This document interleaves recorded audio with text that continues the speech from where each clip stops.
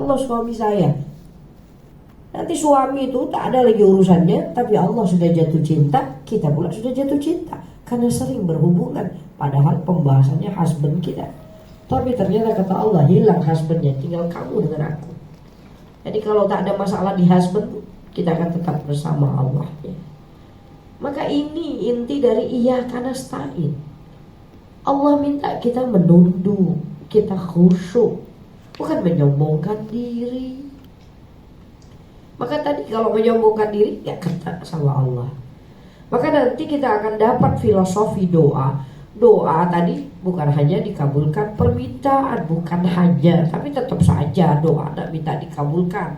Karena yang kita minta itu kan hidup kita kan. Kita nak settle suami, anak, harta, semuanya itu keinginan kita. Maka gak ada ceritanya kita tak nak dijawab doa itu, hanya nak dekat-dekat saja sama Allah.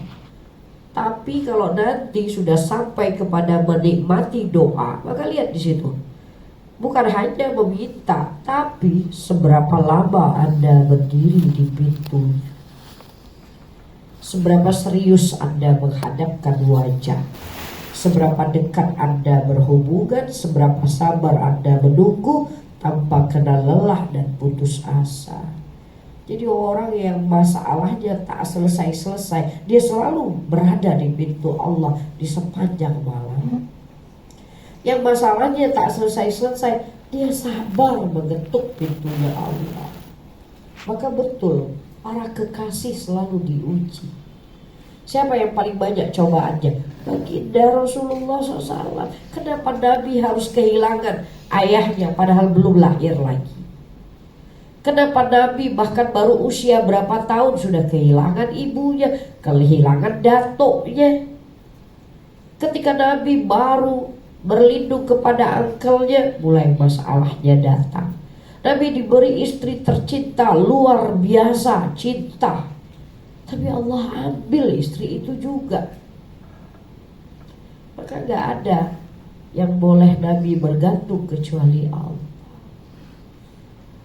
Makanya ketika angkel pakciknya Abu Thalib menghilang dalam hidupnya, ketika Sayyidah Khadijah menghilang dari hidup baginda, Allah hadirkan Isra wal Mi'raj terindah. Berjumpa Allah di Sidratil Muntaha. Ini yang disebut munajat. Ini yang disebut doa-doa. Ini yang disebut semakin diuji hati semakin jatuh cinta. Ini yang disebut semakin diuji kita semakin dekat sama Allah.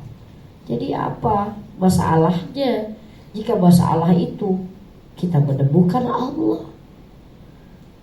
Apa yang tidak disukai ketika bahkan dalam musibahnya kita menemukan Allahnya? Maka ini sebenarnya filosofi doa. Maka doa ini tidak akan punya nilai yang mendalam kalau kita tak memasukkan hati dalam doa-doa kita. Jadi kalau doa formalitas, doa sambil senyum-senyum, doa yang tak tahu apa yang dibaca, apakah mungkin bisa masuk doa yang seperti ini? Bukan kita nak katakan tak payah baca doa yang panjang-panjang. Coba baca dan terjemahkan doa itu, hadirkan di dalam hati. Karena sebenarnya ulama yang buat doa itu sudah cantik luar biasa. Ustazah bukan selalu mau mengamalkan doa, tapi kalau ustazah sudah baca doanya, ya Allah ini yang buat doa di jatuh cinta. Rotib Al-Haddadnya, ya apalagi yang sering kalian baca itu, coba masuk ke ayatnya, nangis kalian, karena itu adalah munajat para kekasih Allah. Kita copy paste aja tak punya rasa, dibaca siang malam. Ya, kalau tak baca paginya rasa macam ada yang kurang. Jadi kalau jatuh dari tangga pun dia akan salahkan, tak baca doa tadi pagi. Kenapa jadi rutin? Kenapa pula doa itu jadi mantra yang harus dibaca? Itu kalau nggak menghadirkan hati, nggak ada masalah kita nggak baca, selama Allahnya tetap ada di dalam hati kita ya. Jadi sungguh rugi jika Anda hanya fokus pada masalahnya. Yang dia sebut masalah, tak merasa ke setiap malam berjumpa dengan Allahnya? Tak merasakah setiap malam romantisnya kita sama Allah? Jadi yang kita fokus masalah. Selama masalah tak selesai pula cerita kita. Padahal kata Allah, wahai hamba, apakah kau tak bersyukuri kebersamaan kita? Maka terus terang nanti kalau kita balik lagi kepada manusia tadi, ini manusia mengadu, message-nya panjang. Coba tengok di message itu, bagaimana kita menghibur hatinya. Iya, biarkan ini. Apakah kata-kata itu tak membuat hati kita tersentuh? Hanya tahu masalah. Maka ini yang kita katakan, rugi kalau hanya fokus kepada masalah. Sia-sia jika tidak merasakan kedekatan kepada Allah. Jadi Allah merasa si hamba sudah mendekat, ternyata si hamba hanya fokus sama masalahnya. Dan bila masalah itu diselesaikan, si hamba tak pernah datang lagi. Kan? Punya masalah, bangun malam, nangis 3 bulan, 6 bulan. Begitu selesai masalahnya, mulai menghilang. Tak ada lagi kata-kata yang romantis. Tak ada lagi sholat yang meneteskan air mata. Kalau macam ini kata Allah, memanglah nak kena bawa lagi musibahnya. Kalau tak, dia menghilang. Jadi ini yang kita sebut hakikat daripada doa ya. Jadi temukan rasa dalam doa-doa Anda. Karena tadi urutannya setelah ma'rifah, iyyaka na'budu, Allah kunci di iyyaka nasta'in. Maka ada sebagian ulama kita juga mengatakan, Nabi pernah ditanya ya, dan Nabi pernah mengatakan tidak ada satupun dari kamu yang masuk surga kecuali rahmat Allah. Lalu para sahabat bertanya, wala anta ya Rasulullah. Karena para sahabat melihat Rasulullah ini ilmunya luar biasa. Siapa yang paling berilmu? Ya Rasulullah. Siapa yang paling banyak ibadahnya? Iya Rasulullah. Siapa yang paling hebat dakwahnya? Iya juga Rasulullah. Kalau kita katakan Rasulullah kalau masuk surga, betul tak? Dengan ilmu, amal dan dakwahnya. Kata Rasulullah, tidak ada yang masuk surga kecuali dengan kasih sayang Allah. Kemudian para sahabat bertanya, wala anta ya Rasulullah. Kau masuk surga tidak dengan amalmu wahai Rasulullah, tidak dengan ilmumu wahai Rasulullah, tidak dengan kerjamu yang luar biasa wahai Rasulullah. Bukan, tidak itu. Jadi kau juga masuk surga karena rahmat Allah. Iya. Dan kalau sudah bicara tentang rahmat itu, iya kan nasta'in. Kita yang meminta, Allah yang memberi. Maka surga itu pemberian Allah, hadiah itu pemberian Allah setelah menunduk lama, setelah khusyuk tunduk. Maka Nabi jangan ditanya, Nabi itu yang paling khusyuk hatinya. Kalau Rasulullah sholat jangan ditanya. Maka ini yang kita sebut berarti inti kita tadi ada pada doa. Jadi kalau filosofi doa ini tidak dipahami, ya kasihan. Ya. Jadi coba datang kalau dimemerlukan. Oke, kita masuk. Kenapa harus berdoa? Tadi Ustazah sebenarnya sudah mengambil intinya. Jadi kalau kita katakan apa nih hakikat doa, baca saja yang di page pertama itu sudah Ustazah rangkum. Ya, oke. Sekarang kenapa harus berdoa? Ada berapa poin di sini? 1, karena di dalam hadis, ini nanti kita bahaskan supaya lebih dalam lagi pemahaman kita terhadap konsep doa. Memang kalau misalnya kita katakan ilmu, amal, doa yang paling menentukan, mestinya kita belajar doa dulu, ketundukan dulu. Insya Allah ilmu, amal mengikuti ya. Yang pertama, karena di dalam hadis satu-satunya amalan yang mewakili ibadah adalah doa. Nah, ini cantiknya. Kita tadi kan disuruh berdoa. Ternyata doa adalah ibadah. Ibadah adalah doa. Satu kesatuan gak? Coba dalam surah Al-Fatihah macam mana ayatnya? Iyyaka na'budu, iyyaka nasta'in. satu ayat tak itu? Ya. Satu ayat. Maka dari sini kita dapat kesimpulan doa adalah ibadah. Ibadah adalah doa. Jadi kalau kita berdoa tuh beribadah nggak? Ya. Kalau kita beribadah, berarti kita berdoa. Berarti kalau kita berdoa kita beribadah nggak? Iya. Jadi iyyaka na'budu wa iyyaka nasta'in. Oh, kalau macam tuh kita misalnya ibadah di sholat, berarti tak perlu lagi doa ya Ustaz. Karena sholat kita sudah ibadah doa. Coba lihat dua kan redaksinya iyyaka na'budu satu. Terus diulang lagi oleh Allah iyyaka nasta'in. Makanya gak boleh digabung. Ibadah setelah ibadah baca doa. Karena Allah tak mengatakan iyyaka na'budu wa nasta'in. Kan enggak kan? Jadi Allah sebut apa? Iyyaka na'budu satu. Iya wa iyyaka nasta'in dua.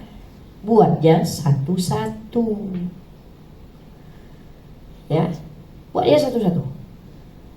Jadi jangan lagi pakai istilah tak payah berdoa. Karena Allah tahu semua keinginan kita. Dia tak menggerakkan sama sekali lisannya. Jangan seperti itu.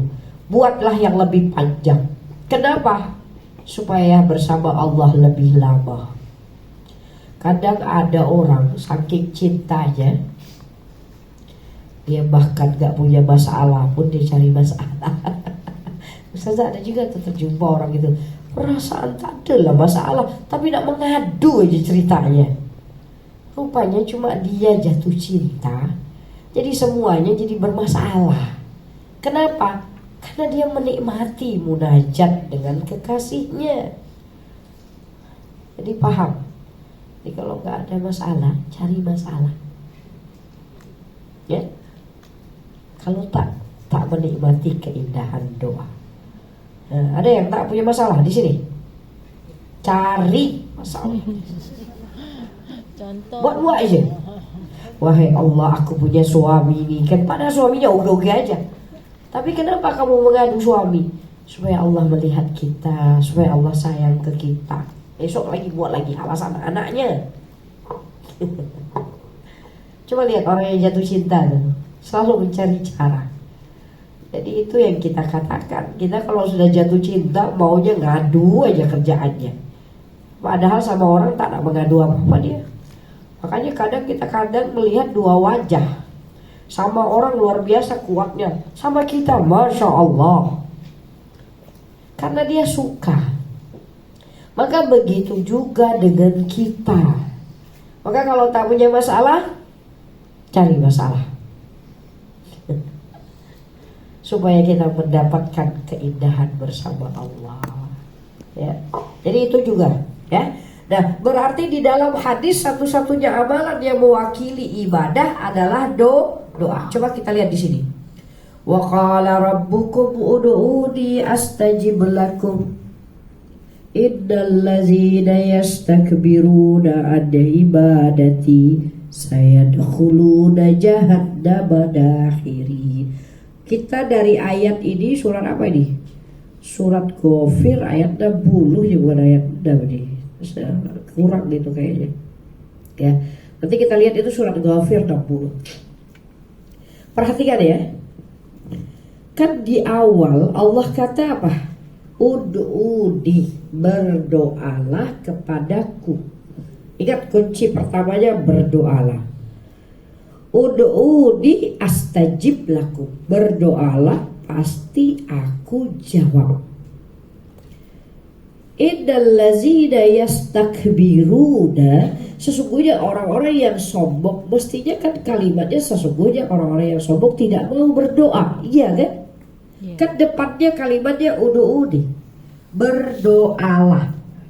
Kan masih satu kalimat kan?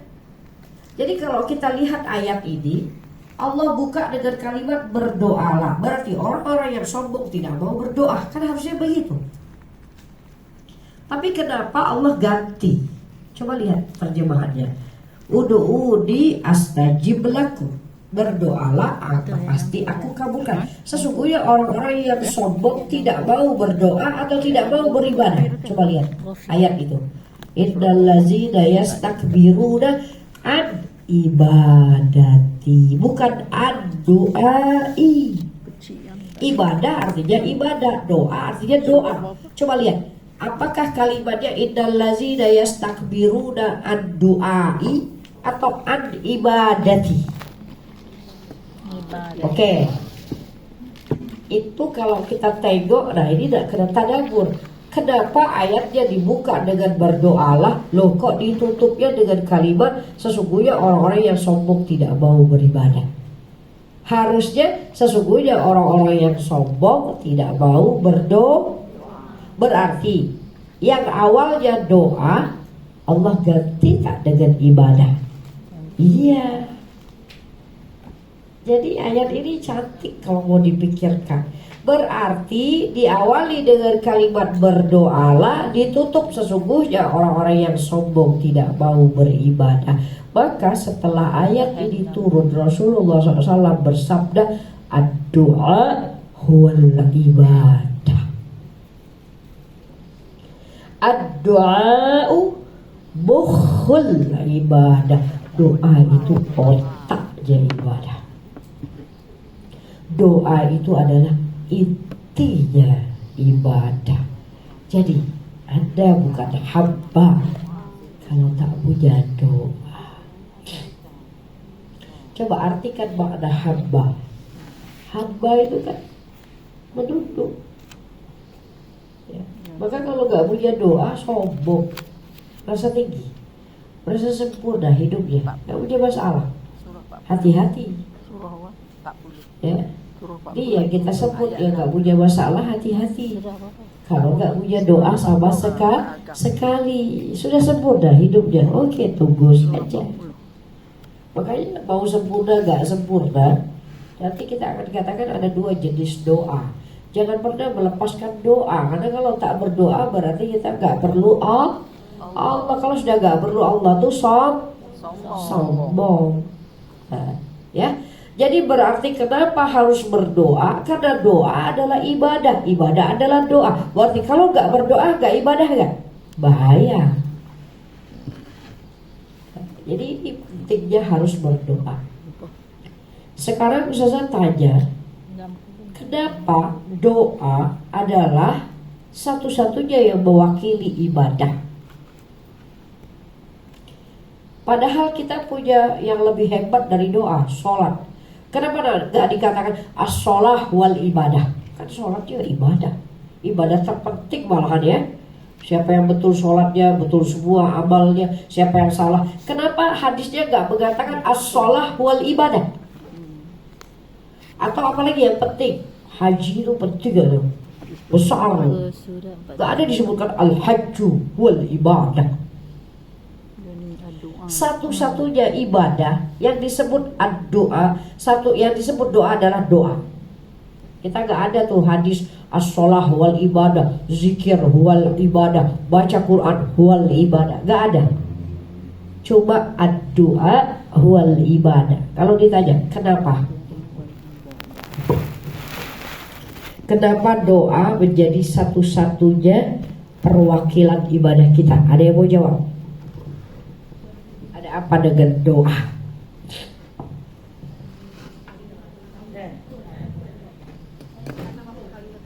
Tanda rasa syukur, bukannya kalau berdoa pas minta itu, mana ada syukurnya di situ. Kita kan minta kan, ya Allah kalau boleh disehatkan jasmani dan roh. Kalau syukur tuh sebenarnya kita terima kasih, bukan minta. Kenapa coba doa itu yang mewakili makna ibadah? Kenapa gak zakatnya, hajinya, bahkan sholatnya? Apa rahasianya? Tadi satu-satunya yang mewakili ketundukan, kekhusyuan, ketidakberdayaan, ketidaksempurnaan adalah doa kan? Iya. Makanya satu-satunya amalan yang gak boleh dimasuki rasa sombong itu doa. Kita boleh saja sholat tapi sombong. Kita boleh saja sedekah tapi sombong. Kita boleh saja haji tapi sombong. Doa nak sombong macam mana kalau berdoa tuh? Orang kita perlu sama Allah kok sombong-sombong. Makanya ini yang dikatakan, satu-satunya ibadah, satu-satunya yang mewakili makna ubudiyah itu doa. Tapi kan kita kalau doa itu kan macam itu Ustazah, tak menghadirkan hati tadi itu. Nah sekarang kita coba kasih contoh bahwa doa ini benar-benar mewakili ketundukan. Ubudiyah itu kan penghambaan. Yang namanya menghamba itu mesti merendah. Gak ada ceritanya hamba meninggi, apalagi merasa wah sendiri. Yang namanya menghamba itu selalu menunduk. Makanya kalau ada ngerasa tinggi, bukan hamba itu namanya. Ya. Nah, coba misalnya kita kasih contoh, misalnya kita naik flight. Di mana tuh yang ketinggian yang luar biasa ya. Sudah di tengah-tengah, di bawahnya ada lautan. Sudah berapa ribu kaki itu kita di atas. Tiba-tiba pilotnya bercakap, oke, ternyata flight kita ini bermasalah. Dalam 10 menit ke depan dia akan jatuh dan terbakar. Silakan berdoa ikut keyakinan masing-masing. Macam mana wajah doanya? Yang seorang ni yang selamat tu. Boleh senyum-senyum, sombong-sombong. Hah? Kita buat paling belakang, ya Allah, ya Allah, ya Allah. Semua yang punya Tuhan akan menyebut nama Tuhan. Kalau engkau tak selamatkan aku, memang tak punya harapan. Tahu wajah kita ketika itu? Itulah yang disebut hamba. Wajah-wajah yang meninggi, wajah-wajah yang menyombongkan diri itu bukan wajah hamba. Ini yang dimaksud bahwa ini sebenarnya ibadah kita. Sholat kita itu seperti itu, sedekah kita seperti itu, bukan dengan wajah yang beri sedekah tapi wajahnya Masya Allah. Pergi haji wajahnya seperti itu. Maka semakin ibadah semakin menghamba. Tapi itu tak ada pada ibadah-ibadah yang lain. Bermajlis ilmu itu tambah menduduk, bukan tambah menjauhkan diri. Semakin berilmu, semakin beribadah, semakin menghamba. Itu tujuan ilmu dan amal. Makanya Allah ikat dengan doa. Kalau tak Allah buang tuh iya karena stain. Pokoknya kamu sudah beribadah, beramal, dengan berilmu beramal, kamu pasti masuk surga. Enggak, bukan itu intinya. Ya, jadi berarti satu-satunya ibadah yang mewakili makna ubudiyah, penghambaan, itu hanya doa. Karena doa tidak boleh masuk rasa-rasa tadi. Kalau sudah kondisinya darurat seperti itu pasti menunduk kan kita. Iya. Makanya di sini Ustazah kisahkan ada salah seorang sufi berkata. Jadi ada orang sufi ahli ibadah luar biasa, tapi dia tidak merasa dekat sedekat-dekatnya sama Allah. Sampai dia bingung, ibadah apa lagi nih yang aku lakukan sehingga aku boleh mendekati Allah sedekat-dekatnya. Dia sudah buat mengajinya, buat sholatnya, buat apapun, tapi tetap aja tidak berasa dekat. Akhirnya dia bermunajat. Ini munajatnya usah tuliskan di sini. Ya, oh tidak ada dia. Ini. Wah, dia dalam salah satu munajat dia mengatakan, Bima ataqarrabu ilaika.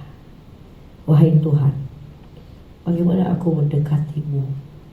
Aku sudah mengambil sebuah cara, tapi aku tak merasa dekat.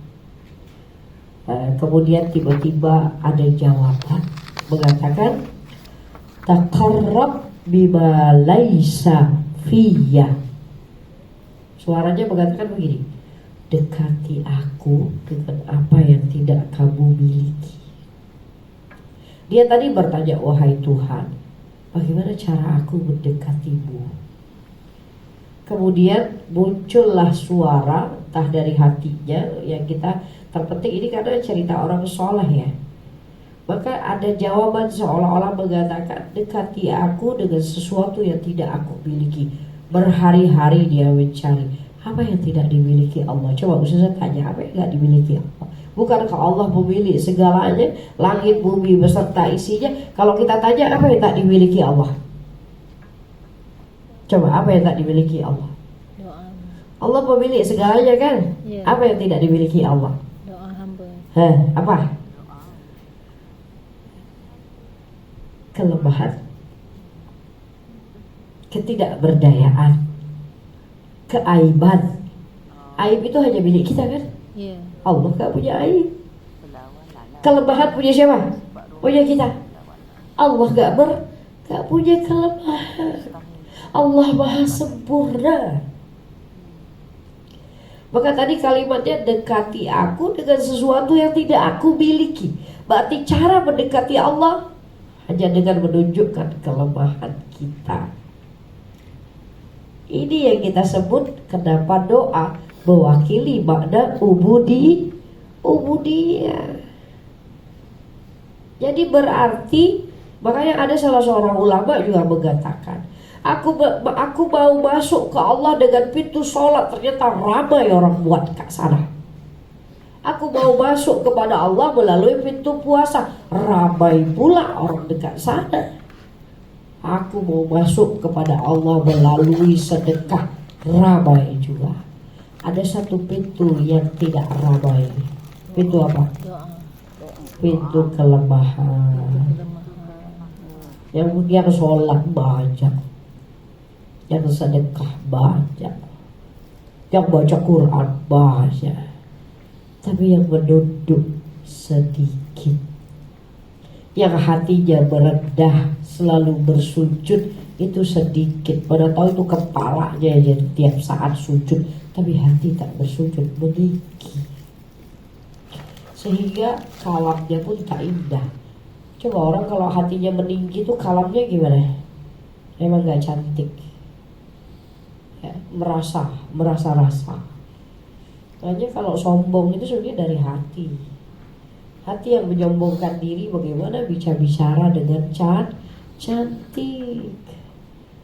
Kita nih karena merasa tidak punya apa-apa. Coba lihat orang-orang tuh kalau yang ngerasa gak punya apa-apa, ya Allah maafin dia, saya ini lemah. Ya kalau ada salah, mana ada kita meninggi-tinggi. Maka kalau dalam menyampaikan ilmu juga kita akan katakan, ya Allah, kalau ada dalam ilmu-ilmu ini saya lupa, maafkan. Karena saya bukannya Tuhan yang sempurna. Jadi kalau mau dikritik ya silahkan saja. Maka Masya Allah cantik nih kalau orang semua punya hati yang tawadhu. Gak ada lagi sifat-sifat yang keras, arogan, gak boleh diajak cakap, marah. Ya, jadi berarti kenapa harus berdoa? Karena doa adalah satu-satunya pintu yang disebut hamba. Ad-doa huwal ibadah. Jadi apapun kondisi kita, sehebat apapun kita menjauh dari Allah, kadang kita dapat kondisi yang futur ya. Tahu futur? Lagi malas-malasnya. Tak pernah malas nih, muslimat tak pernah malas. Rasa jatuh cinta terus sama Allah. Ada rasa-rasa yang tiba-tiba ngaji kok tak punya rasa, sholat ya gak punya rasa. Maka jangan lepaskan doa. Maka ahli dosa jangan kita putuskan harapannya. Kalau mereka gak boleh berdoa, lalu mereka buat apa? Kan nih kalau ada kita nih dapat orang nih yang susah sekali. Memanglah ustazah, na'udzubillah, na'udzubillah, hidupnya tuh memang gak bersyariat. Kita cuma pesan apa? Doa saja ya. Berdoa semoga Allah buka hatimu pada hidayah. Jadi kita dalam kondisi apapun jangan lepaskan doa. Maka gak boleh kita memutuskan harapan dengan mengatakan kamu gak usah berdoa, pasti gak dikabulkan karena kamu tak sholat. Jadi dia punya apa?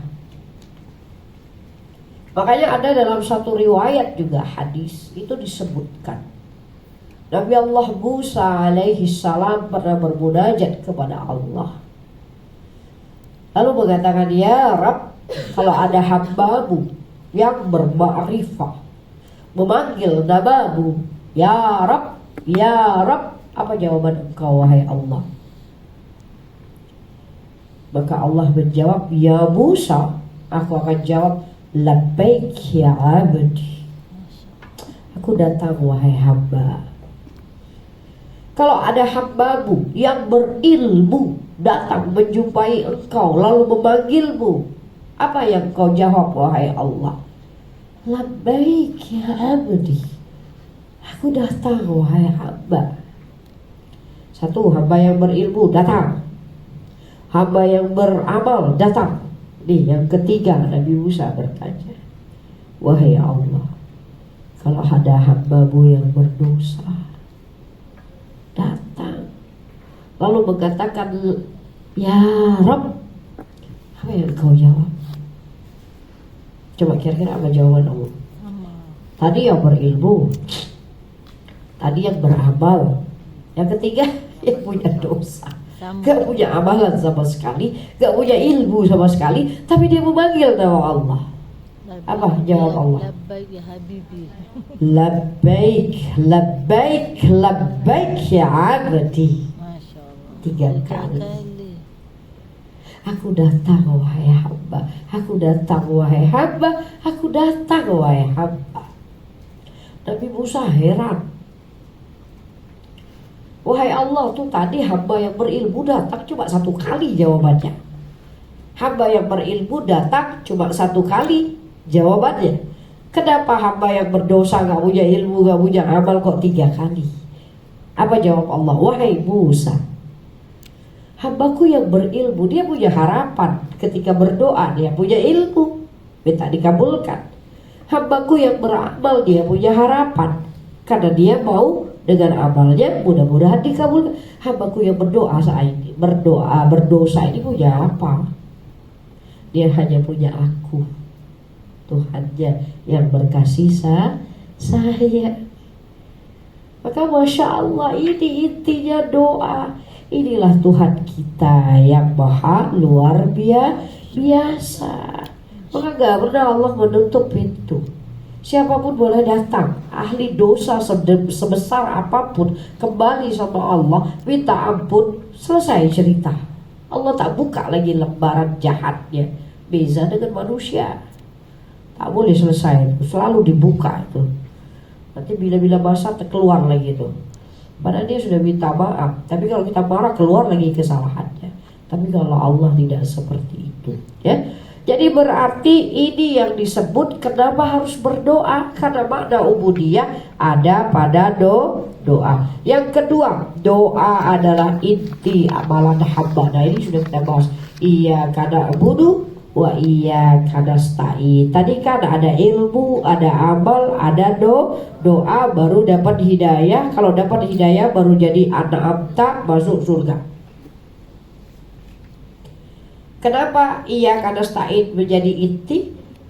Ya karena hanya doa yang dijawab bisa memasukkan kita ke surganya Allah, bukan dengan ilmu, bukan dengan amal.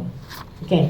Yang ketiga, doa adalah ikhtiar hamba yang melibatkan Allah di dalamnya. Tadi kita katakan ibadah juga sebenarnya ikhtiar hamba. Tapi ini dikatakan doa ikhtiar hamba melibatkan Allah. Gimana nih ceritanya? Kalau kita katakan doa ikhtiar kita enggak? Ya. Kita kan yang baca doa.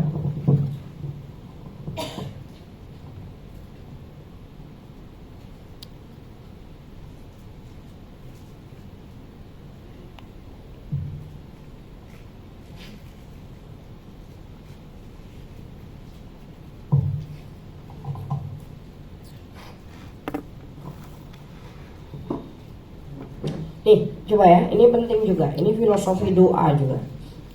Nggak apa-apa lah ya kalau cuma dapat satu slide aja. Buatnya banyak slide-nya, cuma yang cukup waktu nanti cuma satu slide. Karena kita nak mendalam nih, karena cuma kalau depan-depan aja belum dapat intinya doa. Ya, oke, coba lihat, perhatikan yang ketiga. Doa adalah ikhtiar hamba yang melibatkan Allah dalam prosesnya. Nanti kita akan bicara, ini pernah tak terbaca surat Al-Isra ayat 324. Al-Isra ayat 2324 itu bicara tentang apa? Tentang birrul walidain, tentang berbakti kepada orang tua. Yang paling akhir Allah tutup dengan doa, enggak itu? Bakti anak kepada orang tua, last one itu adalah doa. Tuh bunyinya. Wa qur rabbirhamhuma kama rabbayani shaghira. Jadi kita kalau baca Rabbighfirli wa liwalidayya warhamhuma kama rabbayani shaghira, itu doa Quran. Ulama baca Quran ini lalu dia buatkan redaksi doanya. Rabbighfirli wa liwalidayya warhamhuma kama rabbayani shaghira. Berarti ini ayat yang Allah buatkan supaya anak baca doa ini kan. Rabbighfirhuma kama rabbayani shaghira. Bahkan untuk berbakti kepada Allah harus Allah buatkan itu doanya, supaya semua kita boleh berbakti. Oke, sekarang tadi bagaimana mengartikan bahwa doa adalah ikhtiar hamba melibatkan Allah sepanjang prosesnya. Kita lihat di sini. Ini Allah sebut bagaimana menjadi seorang anak. Jadi nggak pernah kita tadaburi deh. Nanti bila-bila masa kita coba juga lah tadabur yang berbakti kepada orang tua, supaya anak-anak ini jangan di luar batasannya. Ya, nak buat seenaknya saja sama orang tua. Coba lihat di sini kalimatnya. Wabil walidaini ihsana. Adapun kepada orang tua, wahai anak-anak, kata Allah, ihsan. Kamu kalau sama orang tua itu bukan hasan, bukan husna, bukan ahsan, tapi ihsan. Ihsan itu berbuat baik tapi di level tertingginya.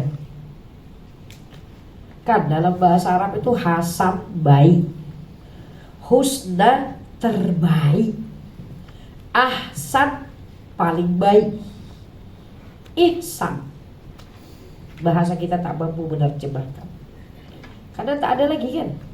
Coba kita kalau sebut kebaikan tuh pertama baik, kemudian lebih baik, kemudian terbaik. Coba bagi ustazah kalimat setelah terbaik dalam bahasa kita.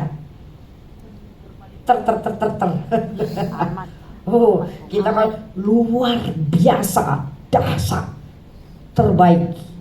Ngaco-ngaco kata cikgu Melayu nih. Ada kalimat luar biasa, dahsyat. Paling kita berhenti di kalimat terbaik. Itu kenapa? Kalau tak tadabbur Quran banyak yang hilang dari ayat Quran. Karena bahasa kita tidak mampu menerjemahkan semua yang ada di dalam Al-Quran. Itu kenapa Ustazah nak kita tadabbur.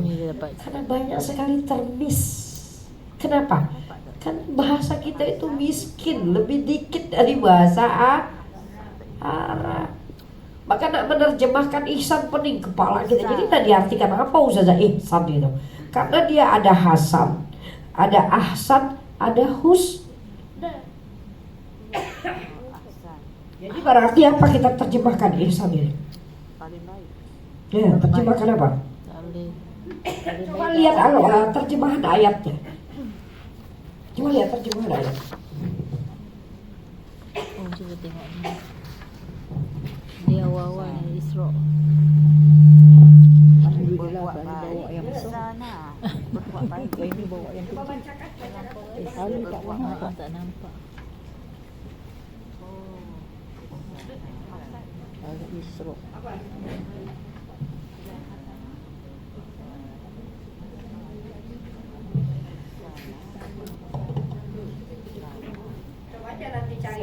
hasan artinya baik, husna baik pula, ahsan mungkin lebih baik.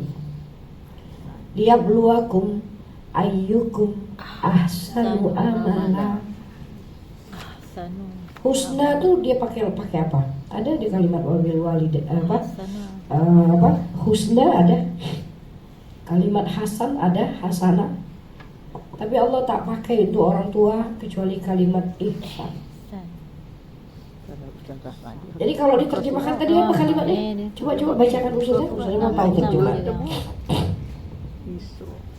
Wabil walidaini ihsana. Diartikan apa? Terjemahannya apa? Siapa yang pegang mushafnya? Dan kepada, coba bacakan full ayatnya, terjemahannya. Dan nggak apa-apa dari depan itu kan Ustazah ambil potong tuh. Dan Tuhanmu wa'idh qadha, ya kan, memerintahkan. Lanjut. Oke. Kemudian cuma diartikan berbuat baik, iya kan? Jadi terjemahannya itu mewakili nggak maknanya? Padahal berbuat baik itu ada berapa level tadi? Hasan, Semua ada level dah. ahsan, husna, satu lagi ihsan. Jadi kalau ditulis berbuat baik nggak akan tahu bedanya bagaimana memperlakukan orang tua. Oke, ihsan adalah kebaikan level tertinggi. Sudah buat baik, lakukan yang terbaik, tambah lagi. Itu yang disebut ihsan. Makanya untuk ibadah kepada Allah kita harus sampai kepada derajat ihsan tak? Iya, harus saja ihsan. Anta'budallah ka'annaka tarah. Kamu menyembah Allah seolah-olah melihat Allah. Dan kalau kamu tidak melihat Allah, Allah melihatmu. Itu level tertinggi ibadah. Bukan ibadah ingin dilihat manusia, bukan ibadah ingin dihargai manusia. Itu jauh sekali dari kalimat konsep ibadah. Coba saja riak-riaklah sampai akhir. Sehebat apapun ibadahnya gak akan Allah terima. Orang minta dipandang manusia. Maka kita sebut untuk ibadah Allah sebut ihsan. Dan untuk orang tua juga kalimatnya ihsan. Jadi kalau kamu sudah buat baik, wahai anak-anak, tambah lagi kebaikanmu, itu disebut ihsan. Saking Allah menghargai orang tua. Gimana coba, bagaimana orang tua tuh ke anak? Ya Allah, anaknya sakit ya yang pening kepala. Pakai acara doa, ya Allah, ambillah penyakit anakku, pindahkan saja ke aku. Biar aku aja yang sakit kan. Itu saking hebatnya kasih sayang orang tua. Bahkan dia rela menggantikan tempat anaknya. Gak apa-apa wahai Allah, aku tak sekolah, tapi bukan anakku. Kita tengok orang tuanya tak sekolah tapi anaknya sampai PhD. Saking sayangnya orang tua. Masa anak nih tak tahu berterima kasih? Maka dalam Al-Quran Allah pakai wabil walidaini ihsana imma yablughanna indakal kibarah ahaduhuma au kilahuma. Orang tua kalau masih sehat gak ada masalah. Orang tua kalau lanjut usia sehat tak ada masalah. Orang tua kalau sudah lanjut usia terus sakit, nah ini ada kurang sabar ya. Ada yang katakan, ya Allah Ustazah, saya udah bicara tuh lembut di telinganya, tapi dia kata kasar. Nah, tuh yang disebut sudah lanjut usia. Dia sudah kembali jadi baby gula. Ya, nak disuapi makan, nak ditanya khobar, ada bersabar tak? Itulah kalimatnya ihsan. Gak boleh hasan, gak boleh husna. Kalau tak masih juga tak indah.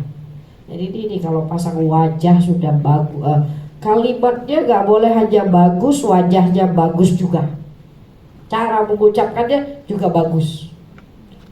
Karena kan kita bahasanya tuh kasar, tapi sebenarnya bagus. Sama orang tua tidak boleh macam itu.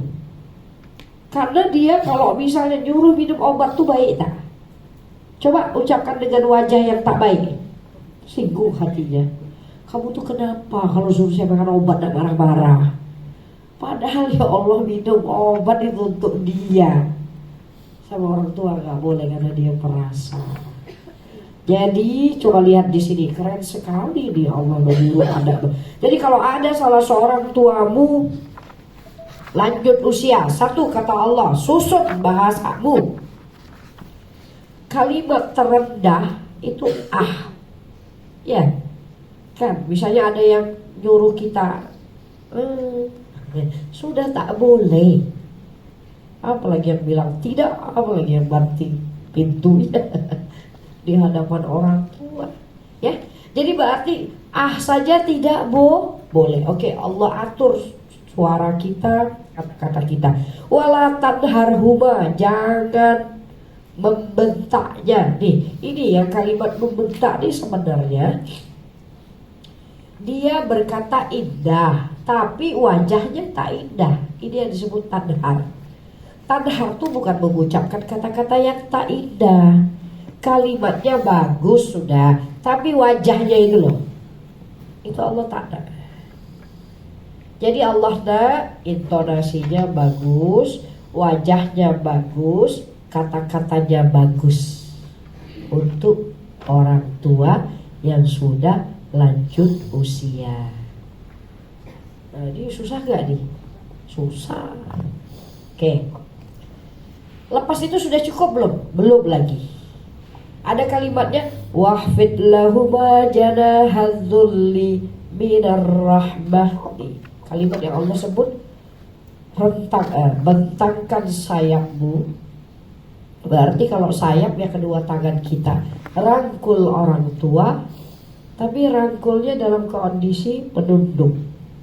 Jadi begini, orang tua yang lanjut usia ini kan sudah lemah, sudah sakit.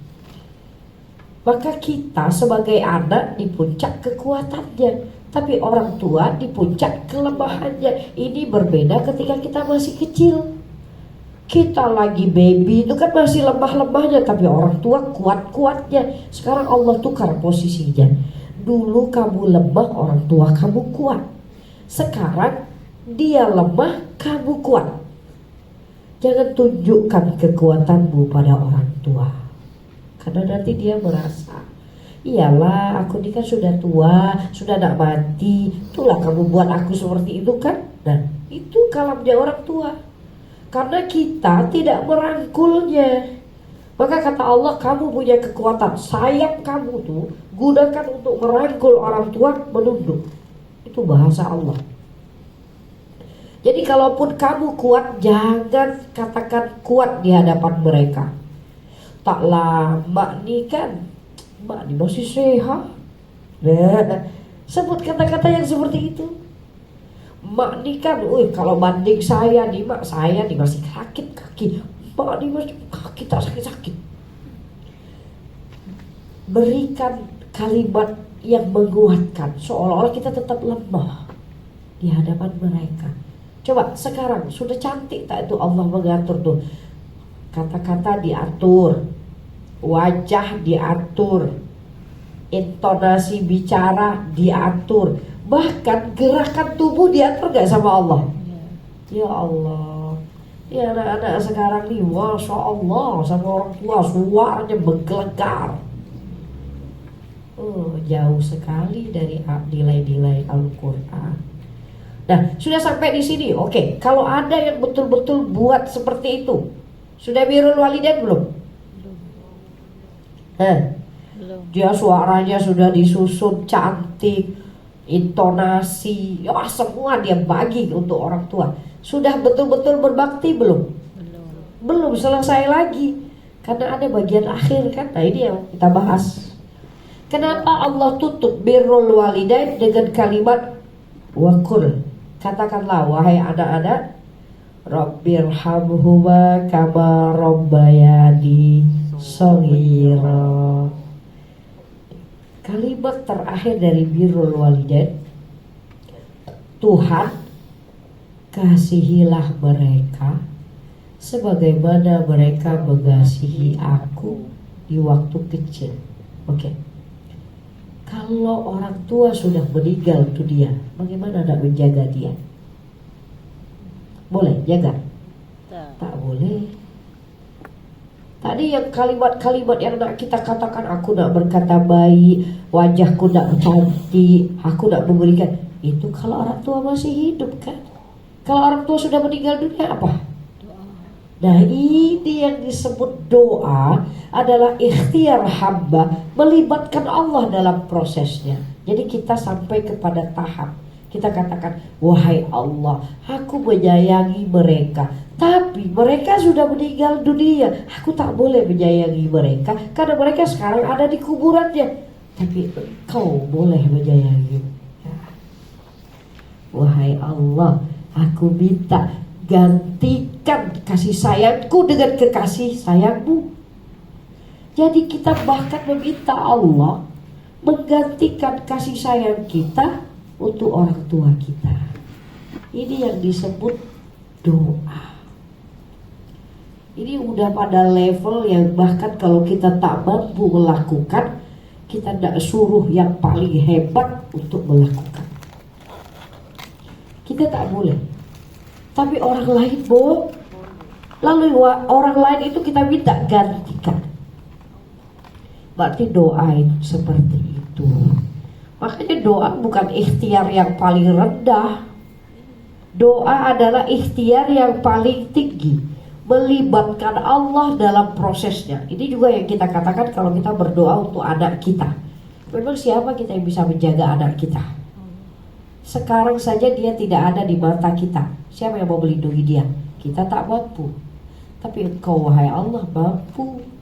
Maka ya Allah, gantikan aku untuk melindungi anak-anakku. Maka jangan pernah gak punya doa untuk anak-anak.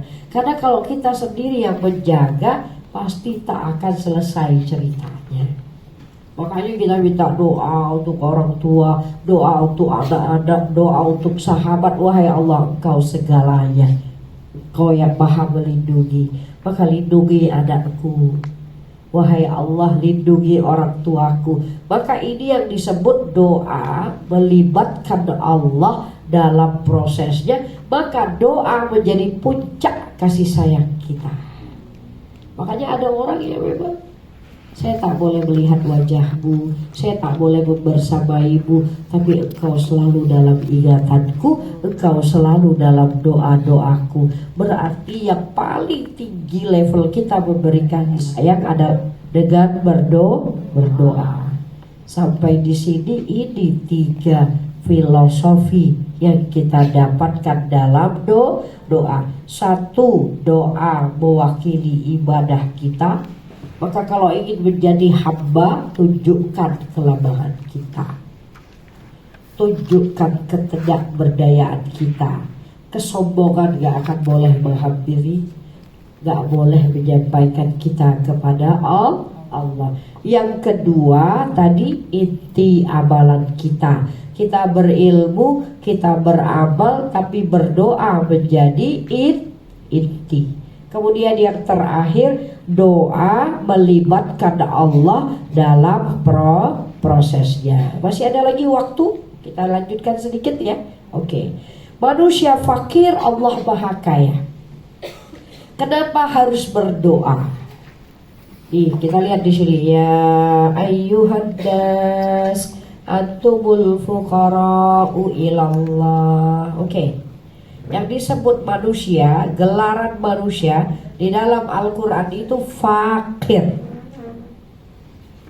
Coba lihat, Allah sebut manusia itu apa? Fakir. Coba gaya orang fakir itu kayak apa? Fakir miskin itu macam mana gaya dia? Jadi berarti Allah sebut manusia gak ada yang kaya. Coba merasa kaya? Iya. Semua manusia fakir. Kenapa Ustazah? Tapi kan dia banyak harta. Takkanlah kita sebut fakir. Yang disebut fakir itu bukan banyak, bukan tidak punya harta.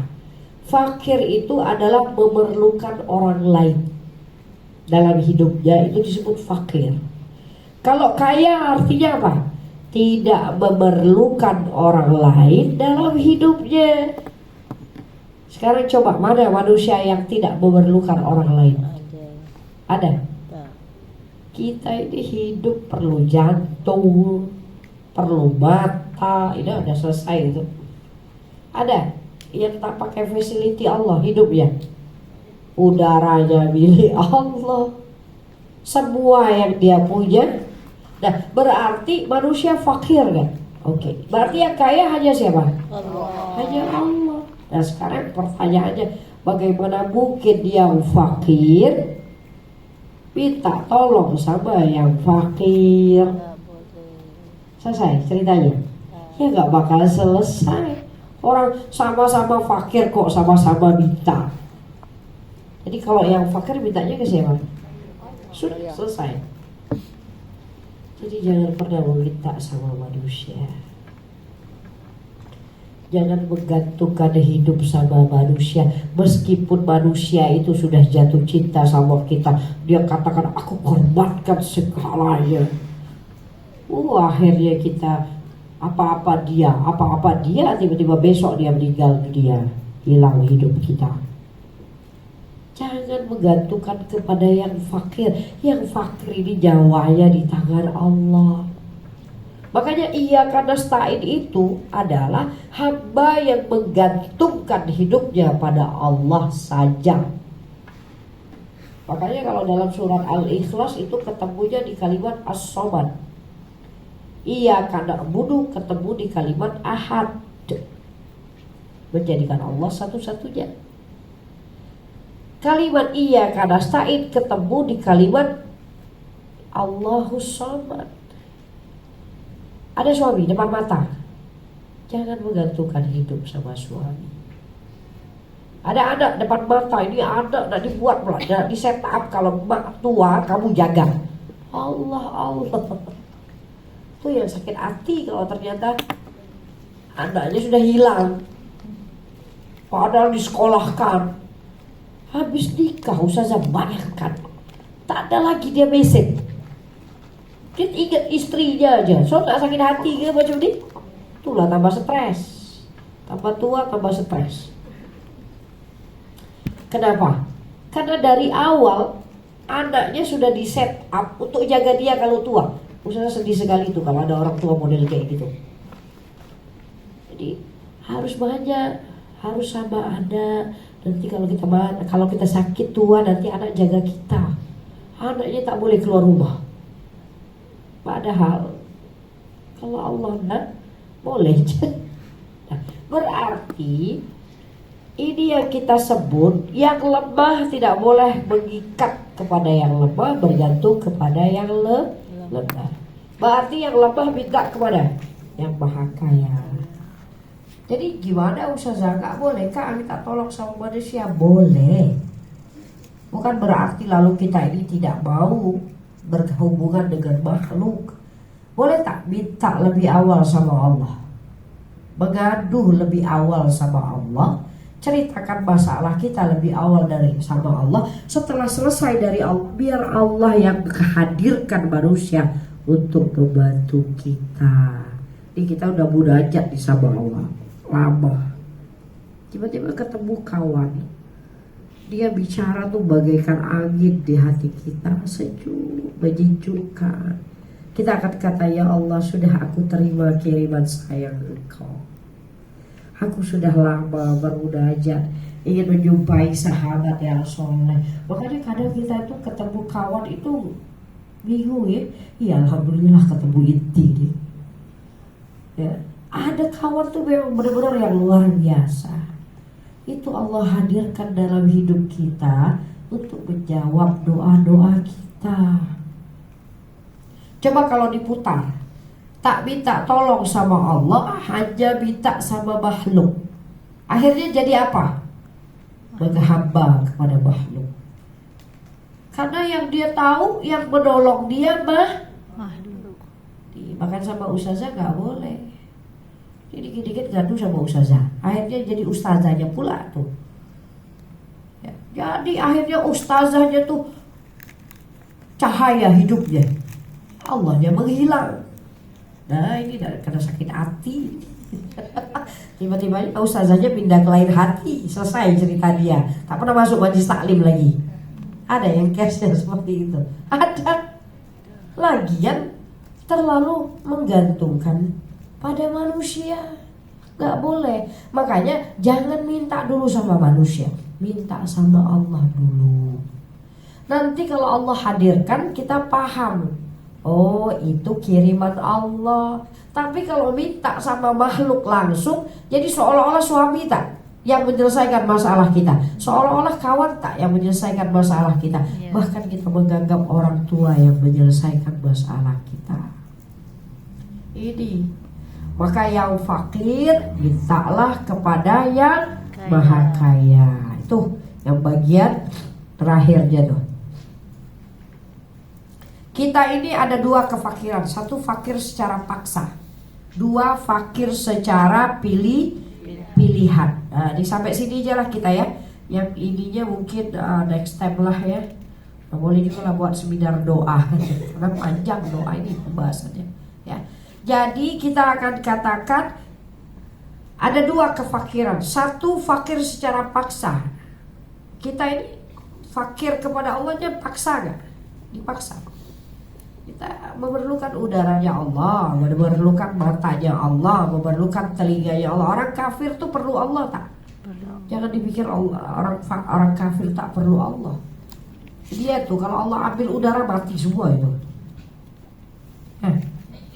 Yang tak sholat tuh masih mana ceritanya? Jantungnya punya siapa? Allah. Kalau Allah tak marah, Allah hentikan jantungnya. Siapa yang tak sholat subuh ini? Coba, wahai para malaikat, jangan lagi buat berdegup jantungnya, mati semua. Jadi orang kafir perlu Allah. Alam semesta, langit bumi beserta isinya memerlukan Allah. Tak ada Allah, tak ada mereka. Tak ada Allah, tak ada kita. Itu namanya fakir secara paksa. Ada lagi fakir secara pilihan. Nah, secara pilihan hanya orang-orang pilihan saja. Ada orang yang tak boleh hidup kalau tak baca Quran. Ada. Kita gimana kalau tak sholat? Ada rasa apa? Tak boleh hidup. Karena kita biasa sholat, kita biasa mengaji. Ada pernah? Coba satu hari gak sholat dari subuh sampai isya. Pernah coba gak? Gak akan pernah. Coba saja. Nah, berarti alangkah perlunya kita dengan sholat. Jangankan 5 waktu saja, ada tadi subuh terlambat, ada nangis 3 jam. Tak maaf sama Allah. Berarti fakir secara paksa orang kafir, orang munafik, orang musyrik, orang Islam juga itu fakir secara paksa.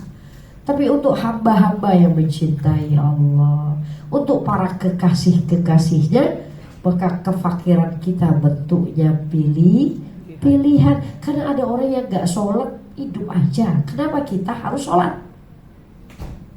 Nah, jadi berarti kefakiran kita kepada Allah bentuknya pilihan. Kita mungkin saja boleh saja kata sholat, tak ada masalah. Buktinya apa tuh yang di bawah tuh makan tak sholat semua itu orang agamanya bukan Islam.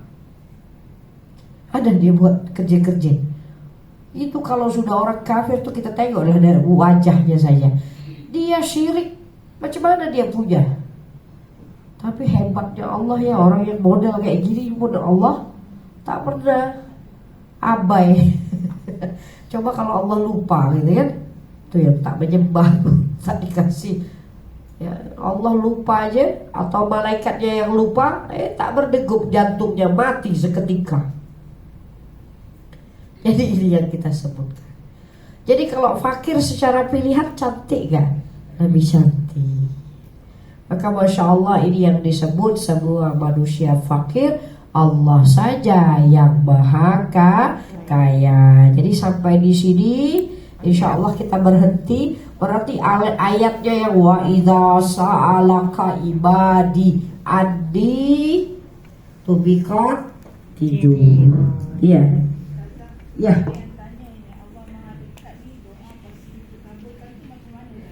Nah, berarti nak kena masuk dikit ayatnya. Boleh ya? Masih boleh? Oke. Masuk dikit saja. Karena semestinya intinya juga di ayat ini. Oke, ya. Jadi Allah Maha dekat, doa pasti dikabulkan.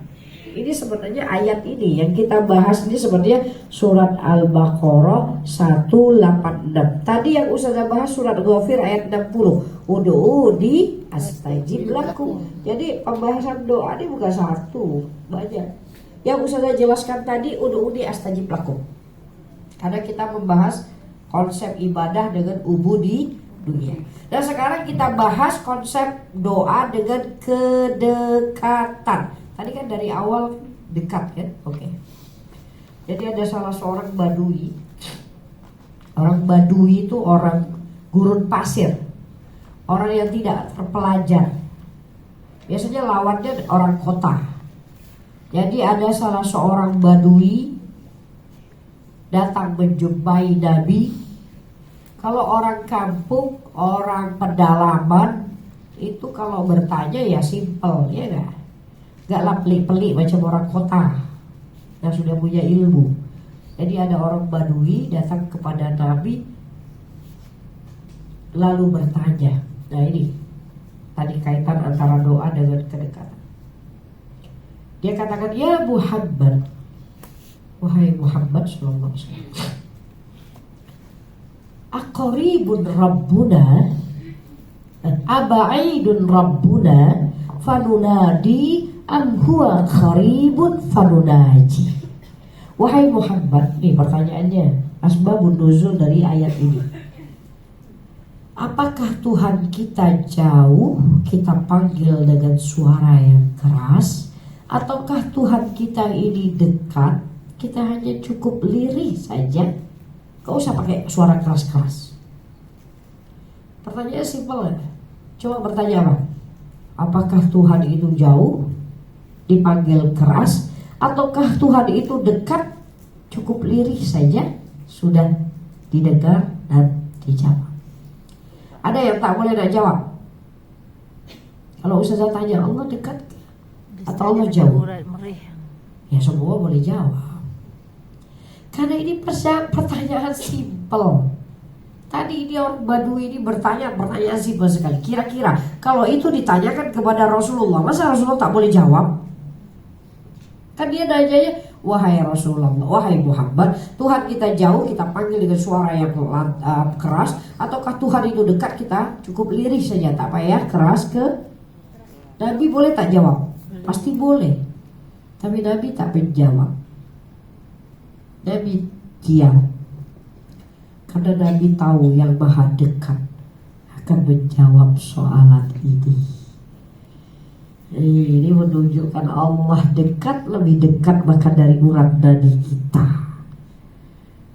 Jadi pertanyaan ini akan Allah jawab secara langsung. Begitu Nabi terdiam, Nabi tidak menjawab, muncullah ayat ini. Wa idza sa'alaka ibadi addi fa iddi qarib. Tuh langsung Allah jawab. Padahal pertanyaannya simpel sekali. Apabila hambaku bertanya kepadamu tentang aku dekat. Bahwasannya aku dekat. Menjawab pertanyaan gak nih? Subhanallah. Ditanya Allah itu jauh apa dekat, langsung Allah jawab, aku dekat. Wa idza sa'alaka ibadi addi fa iddi qarib. Oke. Kemudian yang maha dekat pasti menjawab doa. Ujibu da'watad da'i idza da'an. Sekarang Ustazah tanya, siapa yang paling dekat di hati? Siapa yang paling dekat di hati sekarang? Suami. Selain Allah, makhluk nih kita tanya. Kalau Allah pasti. sekarang nih, yang mana yang paling dekat di hati? Anak? Suami? Apa lagi? Senyum-senyum mereka katanya wali nih. Yang mana yang paling dekat di hati? Ya, coba apa yang tidak diberi kepada orang yang paling dekat di hati? Ada pernah menolak kalau yang paling terdekat di hati meminta? Bisa kita tolak. Maka ini rahasia ketika Allah sebut aku dekat. Kamu saja sama manusia, kalau kamu sudah jatuh cinta, apa yang gak dibagi ke dia? Kadang kita nih bahkan tak punya, tahan menghutang ke orang lain. Untuk siapa? Untuk kekasih hati yang sedang minta. Ada banyak keajaiban yang kita buat kalau kekasih hati yang meminta. Tengok anak kita itu, kita saja tak sekolah, tapi kalau anak nak sekolah, kita cari kemana-mana. Itu juga tuh, ada yang orang tua menangis. Ustazah tahu tak, dia ini kan kuliah, saya ini hutang untuk sekolahkan dia. Tapi Ustazah dia udah nikah, kerjaannya di rumah aja. Sementara hutang saya belum selesai. Nanti tanyalah mak ayah tuh, saja aja enak lah jadi istri, duduk dekat rumah, nak minta sama suami. Itu yang sekolahkan kita tuh apa ceritanya? Sudah bagi ke dia? Tanya, berutang tak? Itu ada orang tua seperti itu, coba bayangkan. Menangis Ustazah, ya Allah, makanya jangan hanya jadi istri saja di rumah, supaya kita punya. Makanya banyak orang tua, ya Allah coba sekolah dulu, kan sudah disekolahkan, kerja dulu. Lepas itu kan kita punya harta yang mandiri yang boleh dibagi ke orang tuh. Ini bukan soal nak menyindir, tapi ada yang cerita. Nah ini nak menunjukkan apa? Sehebat itu orang yang terdekat di hati ingin memberi meskipun dia tak mampu. Apalagi kita punya Tuhan pemilik langit dan bumi beserta isinya. Kalau dia sudah dekat, apa yang doa yang tak boleh dijawab? Makanya kalau doa tak dijawab tuh, tanya lagi seberapa dekat Anda dengan Allah sehingga mau dijawab dengan cepat. Ini jauh, tapi kalau berdoa besok mau dijawab. Kita nih minta kepada orang yang terdekat, karena hanya orang terdekat yang cepat menjawab. Orang jauh susah. Coba berhutang dengan orang yang jauh, susah. Jadi ini yang Ustazah katakan ketika Allah mengatakan ini qarib, konsekuensi dari kalimat dekat pasti dikasih, pasti memberi. Makanya dekati dulu, manusia juga seperti itu. Setelah dekat, apa coba yang tak boleh dibagi? Tuh kita kalau sebut persahabatan deh, Masya Allah. Kita orang itu kalau sudah dekat di hati kita, padahal kita juga susah, tapi kita ingin menyelesaikan masalahnya. Jadi ini yang disebut Allah Maha Dekat. Kalau sudah dekat jangan ditanya apa yang diberi Allah kepada orang-orang yang terdekat dengan Allah. Makanya dalam konsep doa, dekati Allah sedekat-dekatnya dan lihatlah doa kita pasti dijawab. Jadi berarti kalau mau bermuhasabah, kenapa ya susah doa ini?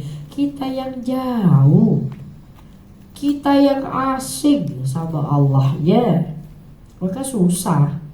Ya, jadi berarti wa iza sa'alaka ibadi anni fa inni qarib ujibu da'watad da'i idza da'an. Itu juga kalimatnya menarik. Coba lihat artinya. Ujibu, aku menjawab doa orang yang berdoa apabila dia berdoa. Ini yang namanya jawaban mendahului syarat. Gini, dalam bahasa kita, apabila saya makan, maka saya akan kenyang. Makan dulu apa kenyang dulu? Makan. Ya kan? Maka kalimat apabila itu harusnya di awal, maka harusnya di akhir. Coba tengok ayatnya. Allah balik tak? Ujibu jawab. Dijawab dulu apa minta dulu? Jawab dulu. Hah, masa dijawab dulu? Lihat deh. Ujibu. Ini aneh kalimat ini. Harusnya apabila kamu berdoa maka aku jawabnya kayak tadi Ghafir tadi uduni astajib lakum. Coba lihat di sini. Ujibu da'watad da'i. Aku menjawab doa orang yang berdoa apabila dia berdoa. Itu Allah balik tak ayat itu. Seharusnya apabila kamu berdoa maka aku jawab. Kenapa Allah balik dan menunjukkan seberapa cepat Allah menjawab doa, seberapa dekat Allah dengan kita. Karena Allah sudah sebut qarib. Bahkan kalau kamu belum meminta, wahai hamba, aku sudah datang duluan menjawab doa-doamu. Kenapa? Karena aku maha dekat. Makanya orang terdekat nih, lihat wajah kita sih sudah tahu kan? Tak perlu minta kan? Wajah ada datang macam ini mesti tak pinjam uang. Ya. Datang ke kita wajah segini mesti nak ngadu nih, husband nak buat apa lagi? Kesekian kali orang terdekat tuh sudah bisa boleh baca wajah kita. Bagaimana dengan Allah yang sudah tahu isi hati kita? Yang bagusnya itu Allah tahu masalahnya, tapi masih juga Allah minta kita untuk bicara tentang masalahnya. Ya kan? Ya. Allah tahu tak masalah kita. Tapi kenapa dia suruh minta? Begitu sayangnya Allah sama kita. Kalau nggak disuruh minta, kita ini nggak kelihatan wajahnya. Jadi kalau sedih, diam aja. Allah nak kita ceritalah sama Allah apa masalah kita. Padahal Allah tahu tuh endingnya seperti apa. Tapi dia tetap aja sabar mendengarkan. Nah itu orang yang jatuh cinta seperti itu. Sudah tahu dia masalahnya, sudah tahu akhirnya, tapi dengan sabar mendengar keluh kesah kita. Itulah orang yang terdekat. Makanya dalam konsep doa itu kedekatan, keromantisan. Bukan hanya minta kemudian dijawab, selesai cerita. Jadi pikirkan lagi mulai malam ini betapa hebatnya Allah memberi kita masa untuk meminta. Ya, jadi berarti wa idza sa'alaka ibadi anni fa inni qarib. Orang yang terdekat maka dia pasti menjawab, bahkan jawaban doa diawalkan Allah daripada syaratnya. Jadi kalau bahasa Arab juga itu huruf syarat harus di depan mestinya. Berarti syarat dulu baru jawaban. Misalnya tadi apabila saya makan maka saya kenyang. Nggak mungkin kita balik saya kenyang apabila saya makan.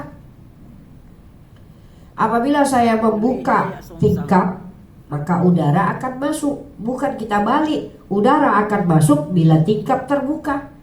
Ini gimana redaksinya? Aku menjawab doa apabila hamba berdoa. Allah nak menunjukkan betapa dekatnya aku sama engkau wahai hamba, sehingga aku memajukan jawaban daripada doa. Dan wahai hamba, aku cepat menjawab doa karena aku awalkan jawabanmu padahal kamu belum meminta. Iya.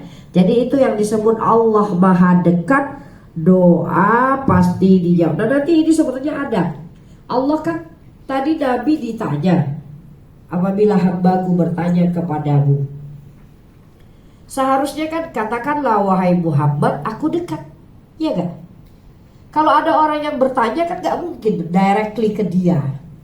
Makanya coba lihat di sini. Nih, wayas'alunaka bagian setelahnya. Wayas'alunaka madza yunfikun. Mereka bertanya kepadamu tentang apa-apa yang dinafkahkan. Mesti kalimatnya kul, katakanlah wahai Rasulullah. Yas'alunaka 'anil yatama. Mereka bertanya kepadamu tentang anak yatim. Kul, katakanlah. Setiap kali Nabi ditanya pasti ada kalimat tengahnya. Kul, katakanlah kepada mereka. Makanya kalau kita jumpa kul a'udzu birabbin nas, itu mesti ada yang nanya. Karena kalimatnya kul. Setiap pertanyaan yang sampai ke Rasulullah, maka Allah akan jawab kul. Katakanlah Muhammad, ini jawabannya. Iya gak? Tuh lihat nih. Yas'alunaka kul. Yas'alunaka kul. Mereka bertanya tentang haid, wanita yang haid, kul. Mereka bertanya tentang ruh, kul. Mereka bertanya tentang jibal, gunung. Mereka bertanya tentang adis syahril haram, kul. Oke, semua yang ada kalimat mereka bertanya, dan tengahnya ada perantara gak? Wahai Rasulullah, katakan kepada mereka. Berarti semua persoalan harus ada perantara. Tapi coba lihat ayat doa tadi, ada tak kul? Wa idza sa'alaka ibadi anni kul inni qarib. Gak, Allah tak cakap seperti itu. Allah hilangkan tak kalimat kul tuh untuk menunjukkan kalau minta sama Allah, bahkan Rasulullah tidak menjadi perantara. Ini yang disebut kedekatan tanpa batas. Maka berdoa tuh tak semestinya harus ada wasilah. Kita sama Allah langsung boleh tak? Boleh. Ini hebatnya doa. Doa itu satu, tanpa batas. Dua, tanpa hijab. Karena itu langsung directly antara hamba dengan Allah.